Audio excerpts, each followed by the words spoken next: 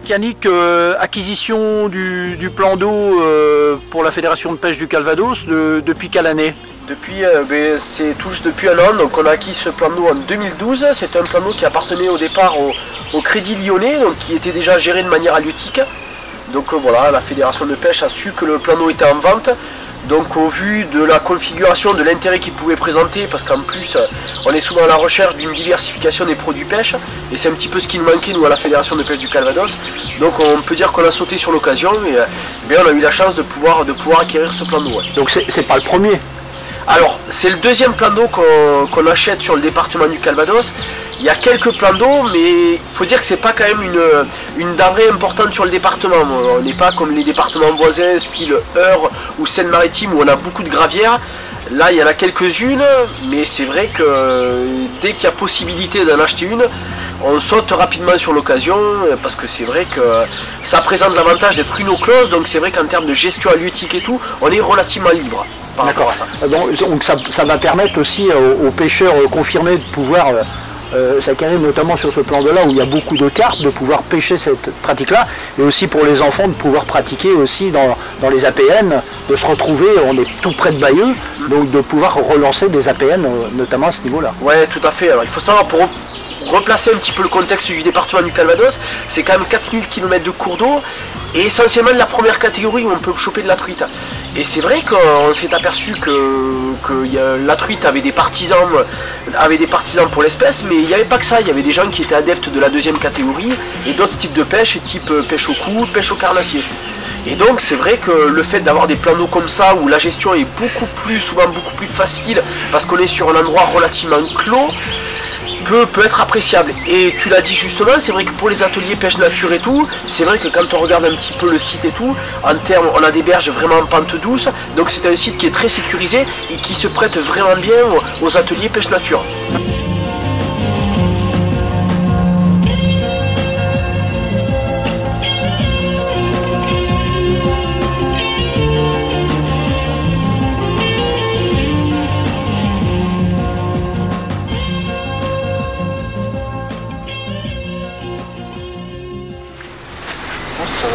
Technique feeder.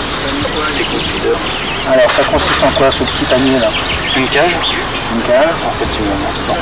D'accord. Avec assez grand, moi j'aime bien. Ouais. Parce que ça te laisse une marge de manœuvre pour prendre ton fil. D'accord. Parce que tu mets ton fil tirant, si ta cage est bloquée, et que tu as une amorce qui n'est pas assez collante, tu vas chercher à tendre ton sion, et ben l'amorce ça va se désintégrer, tac, elle va tomber.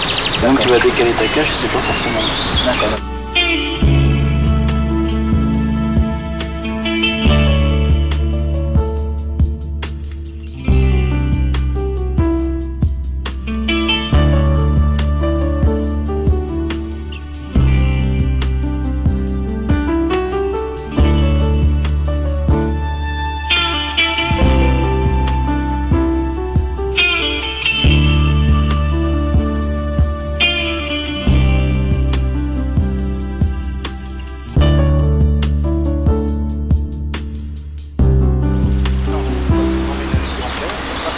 Donc là Manu, t'as amorcé avec quoi là?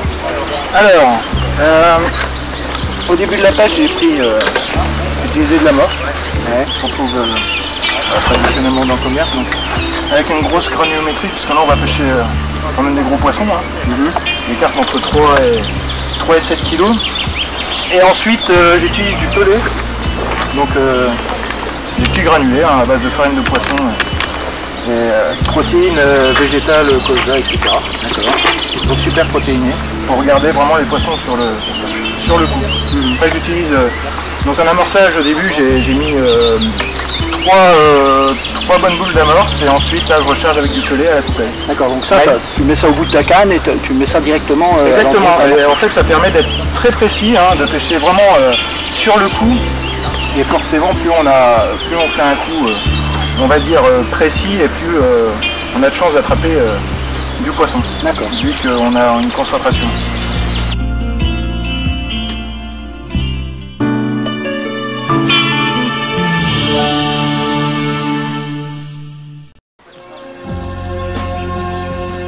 Donc là, Yannick, on a parlé d'APN, on a parlé de parcours labellisé, mais je suppose qu'il y a un financement derrière. Et d'où il vient ce financement? Tout à fait. C'est vrai que dans chaque opération qu'on peut mener au sein de la Fédération de pêche du Calvados, on essaie de trouver, si tu veux, des partenaires financiers pour nous accompagner dans ces actions-là. Là, en l'occurrence, on a pu bénéficier pour l'achat du plan d'eau d'une aide de la part de l'entente halieutique du Grand Ouest, donc de l'EGO, qui gère un petit peu toute l'activité halieutique sur la partie Grand Ouest de la France, et puis également de la Fédération nationale de la pêche en France. Donc c'est vrai qu'au travers de ce reportage et tout, c'est une occasion de pouvoir les remercier, parce que c'est vrai que peut-être sans eux, l'opération n'aurait pas pu se faire. Donc voilà, après, comme je dis, je trouve que c'est une bonne chose pour la part de la Fédération de pêche d'avoir pu obtenir ces subventions, parce qu'en quelque part c'est quand même des instances nationales voire régionales qui régissent un petit peu, qui émettent des directives sur la politique pêche. Donc le fait de pouvoir obtenir des subventions de leur part, c'est qu'en quelque part on mène des actions qui sont conformes à leurs objectifs et tout, donc ça donne envie de continuer dans ce sens là.